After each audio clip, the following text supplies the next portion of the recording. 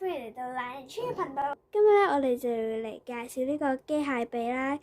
咁首先講下佢點樣製造先啦。咁佢係由紙皮啦、飲管繩同埋橡筋嚟造成嘅。咁橡筋呢個部分好重要啦，就代表住肌肉啦。咁佢就可以令到呢個手指喐啦。咁飲管咧就係模仿緊我哋手嘅關節啦。咁呢啲繩咧就模仿緊我哋嘅筋啦。咁好啦，我哋而家咧就要嚟測試下究竟呢個機械臂成唔成功嘅。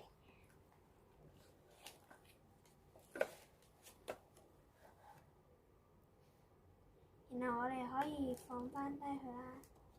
咁我哋呢個機械臂就成功啦。